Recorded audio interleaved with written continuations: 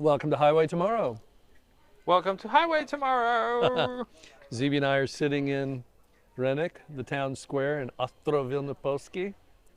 And Ostrov rules. so I saw a video of a newscaster interviewing, I think it was the president of Romania. Okay. And he said that he thinks in 3 months we're going to be at war. The president or the The president of Romania. Okay. We're gonna be at war. Yeah. Okay, like Romania or like Europe or Well, World War essentially again. in 3 months? Yeah. Well, let's He go thinks shopping, honey. Yeah. Okay. So, I've been talking about wanting to do a war podcast to discuss what our perspective of it is from over here Yeah. to my friends and family in the U.S. Yeah. What we can tell them that maybe they don't get, what they don't hear. Because over here, Shit is real.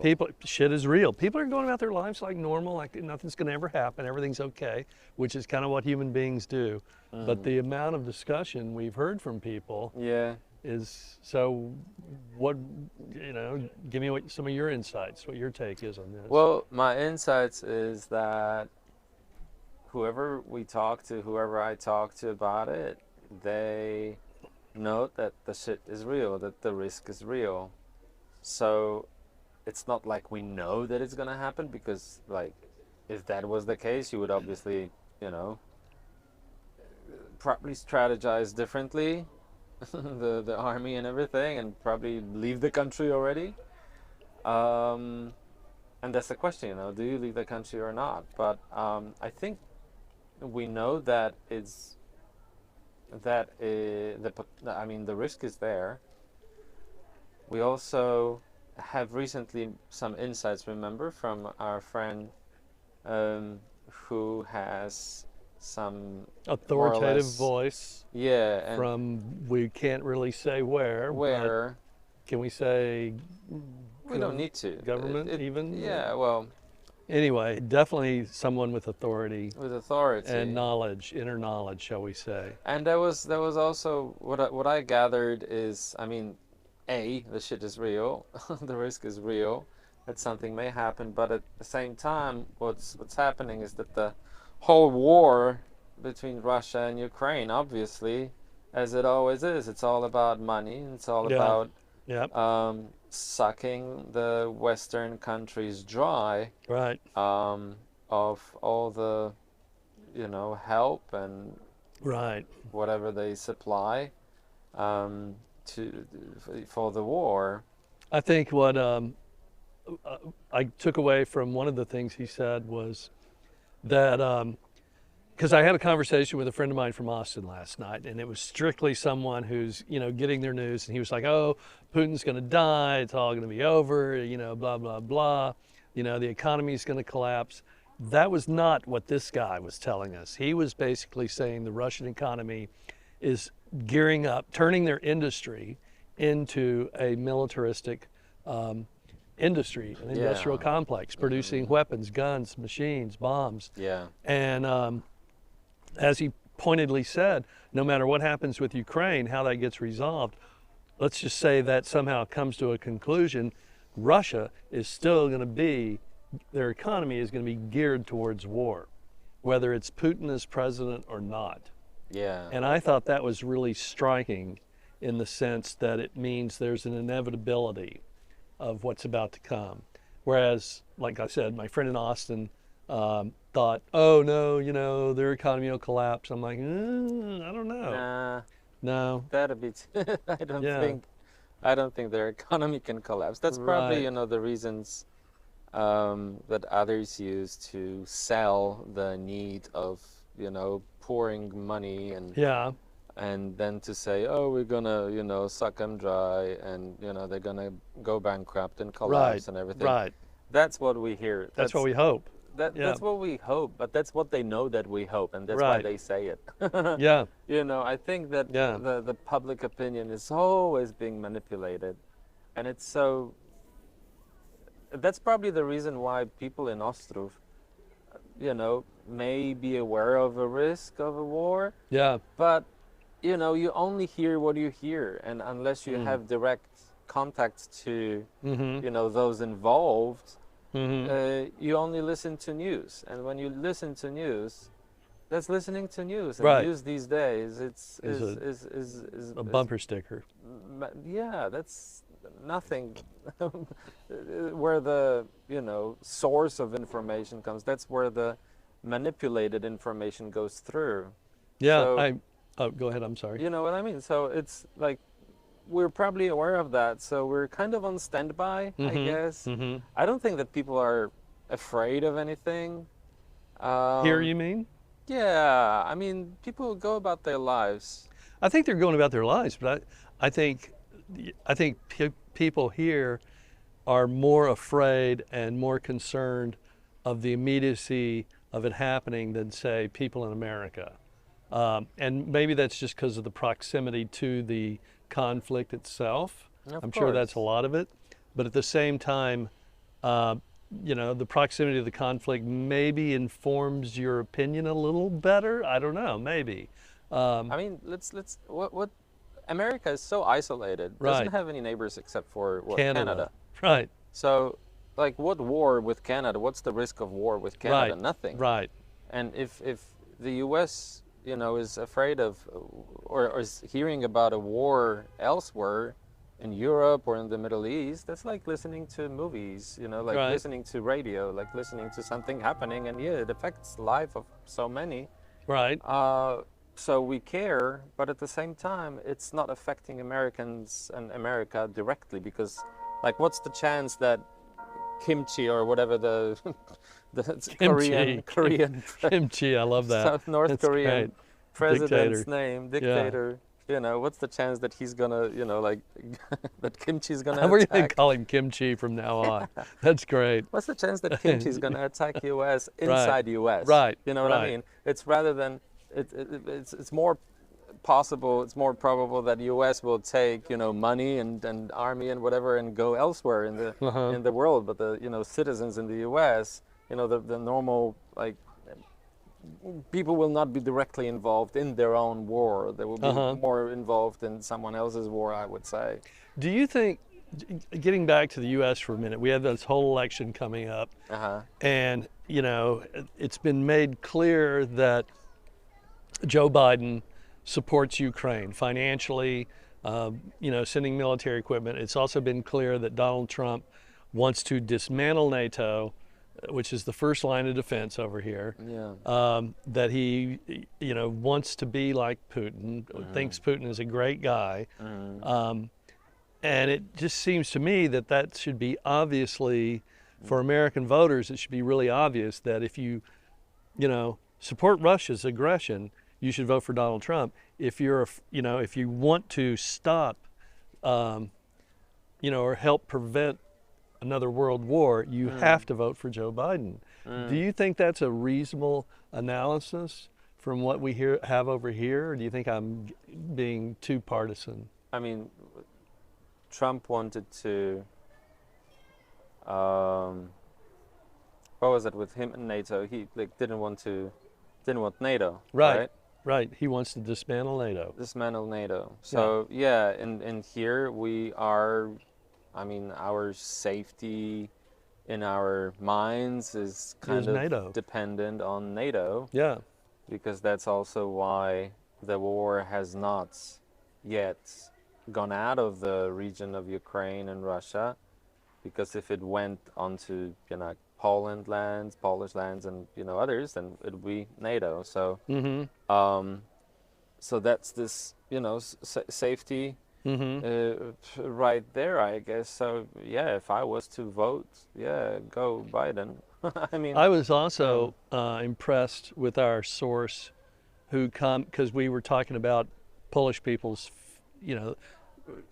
real fear of being invaded, and he made the comment that it won't be Poland, it will be Latvia or one of those countries up there, and I thought, God, that makes so much sense, because it's just like, especially for the West, it's like, World War II started with what? A assassination in Albania. Well, who the cares about Albania? I'll look the other way. And then World War I started. And, World War II, no offense, started with the invasion of Poland. And for people in America, they're like, well, I don't even know where Poland is. And so it's like the idea that it might start with an invasion of Latvia or Lithuania, I thought was really informative from him. And I would like for, our listeners who doubt that maybe this fear is real, if they see that happen, they should know that we're not the only ones predicting it, but we're telling you now, so that when that happens, you should definitely take a step back and go, okay, maybe Donald Trump was the wrong decision. I think also with the elections in Europe, we've seen this like turn to the right. And I think that's an expression of fear, that somehow when people are afraid of intervention or aggression from an outsider, they think that somehow the more right wing of their political elements is going to protect them. Yeah, I know people who voted for right wing in Poland. Which is interesting because those are the ones who, start the war. Start the war for the most part. So. Yeah. So anyway, it's like going a bit out of the politics and everything. It's just sad that we know as much as we are being told by by media that is manipulating our opinion, and that's probably something where I don't have my own opinion. Because what is it supposed to be based on? The opinion of news.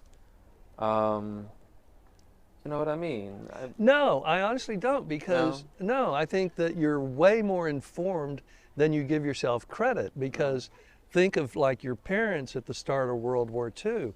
There wasn't mass communication, radio and TV. It literally was talking to your neighbors. Well, what have you heard? What have you heard? And I think you're right that we're being manipulated by the media. Can we trust these sources? Blah blah blah.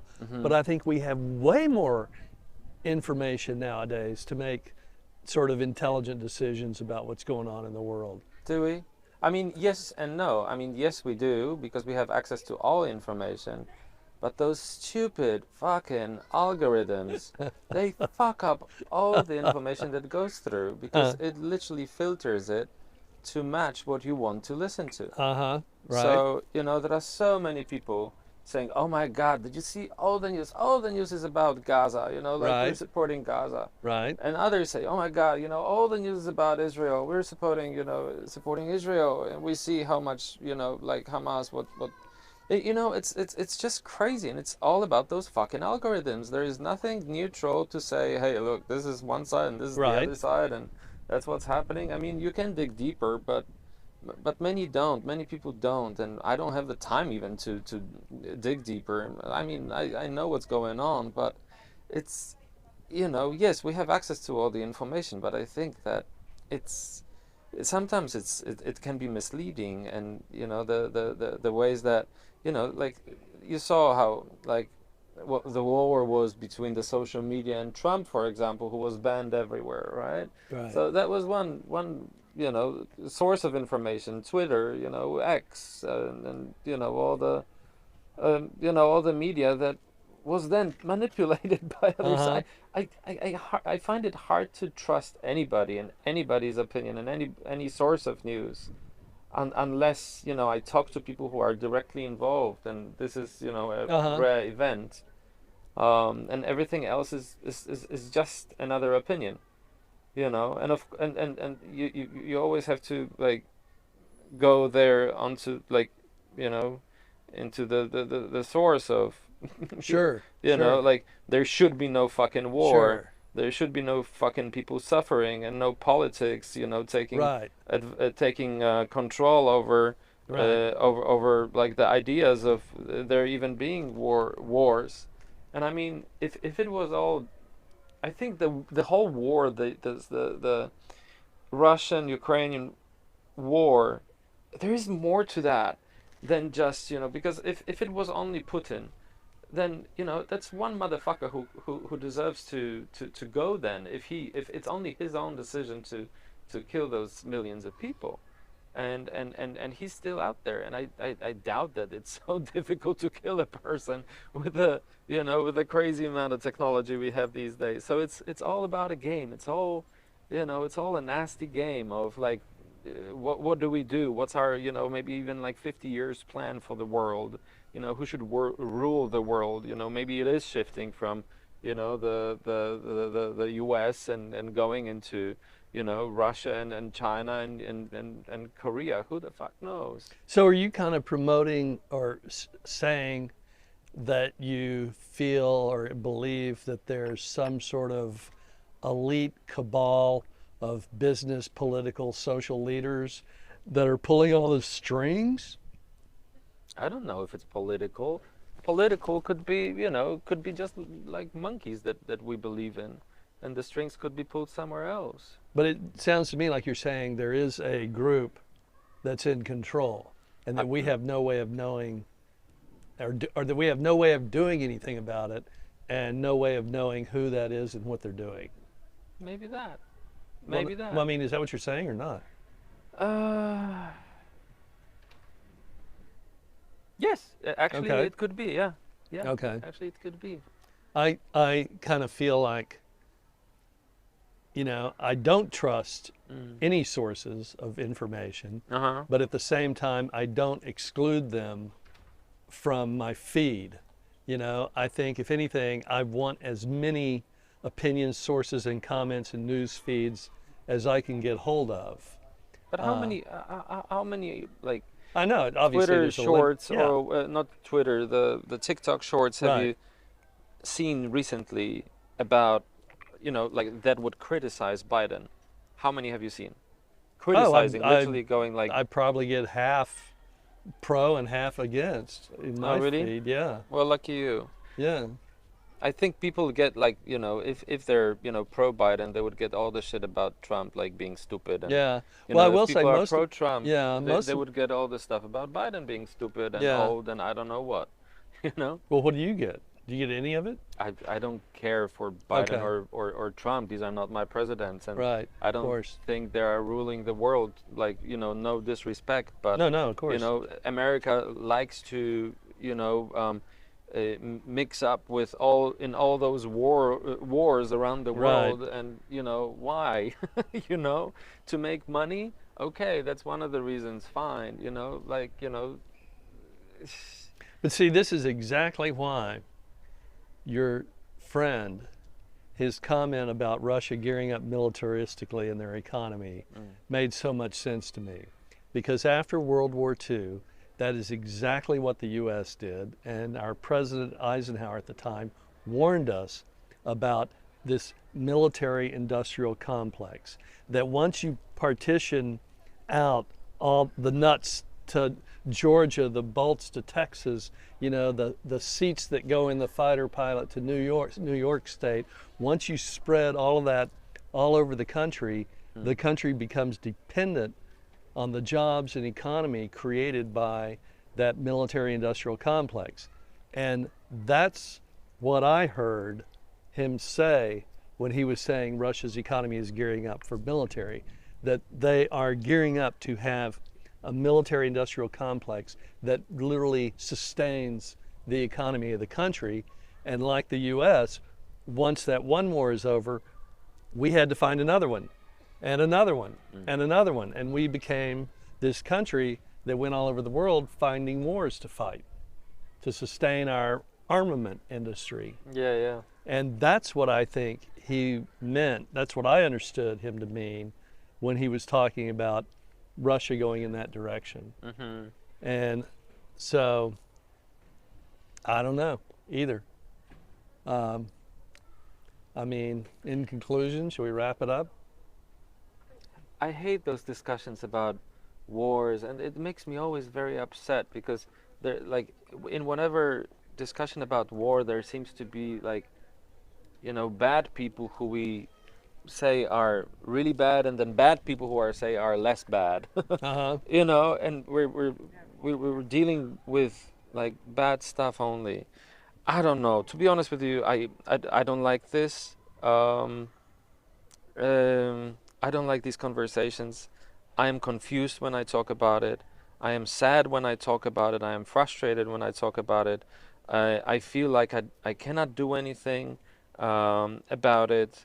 Voting for certain people, yeah, I mean, sure, I guess that's what could help, but like, you know, if we're gonna vote, if like I'm not gonna vote for Biden, or I'm not American, but if you are gonna like, if Biden's gonna win, is it gonna end the suffering and the wars? No. If Trump's gonna win, is it gonna end suffering and wars? No. So what the fuck? I mean, are we dealing with less bad experience in the future? Because Biden is not, I don't know, Pope. And even Pope would, like, we Wouldn't save the Jews. yeah, it wouldn't save the Jews. You know what I mean? Yeah. It's frustrating, and I don't think I have an opinion because I just don't want to deal with this Uh-huh. frustrating subject, and I don't think I can do much about it except for watching TikTok and being, I'm not even watching TikTok, but like seeing you watching TikTok, or me, getting some news here and there, and you know having those Mm-hmm. Mm-hmm. sad moments of realization that what the fuck can I do, and maybe people around here, they think the same, what, like, Mm-hmm. what can we Okay. do? Okay. There is nothing we can do. Okay. If somebody up there is going to decide that that the war spreads out, then we will have to deal with it. We'll Yeah. might have to, I mean, then we'll know, how many of us will go into war, and how many Mm-hmm. will try to, like, Okay. get the fuck out of Europe, Okay. and maybe come to Asia and come to Bali, and I don't know. It's it's nothing I ever want to deal with. It's something I'm alert. I'm on alert because if Mm-hmm. something happens, the first thing that I want to do, if the war spreads into the West, the first thing I want to do is to take care of Take care of mom and mom and dad. dad. Of course. Like, get them out of here. Yeah, I And then it's agree. the question, I totally do we agree. get them out of here? I But to totally where? agree. Not to Germany, No, not I to agree. Europe. No, I agree. I I totally mean, agree with you. yeah. So that's my worries. It's Yeah. not about the fucking politics, because I know Right. that there is little I can do. It's the practicality of life that I'm thinking about. And right now I'm not affected, but I think many maybe ask themselves the question: what if the war really, spreads out? What do we practically do? And that's what you can do. That's where you Mm-hmm. have impact. That's where you have control. Mm-hmm. I don't see all those big talks of big boys and Sure. with their big balls and little penises to be constructive at all. And Uh-huh. as sad as I am, this is, I think, the reality. I They think. will jerk off on the Yeah. news, and we Okay. will, Okay.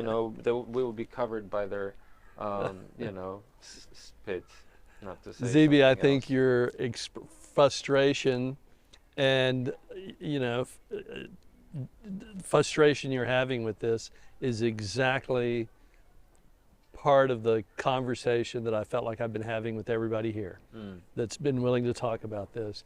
And I think it's indicative, in a sense, of how critical this situation is right now. Yeah. And I agree with you. I don't have a solution. I agree with almost everything you said, but you have expressed to me what I feel is the psyche that we're getting and soaking up Mm. from our month in Poland.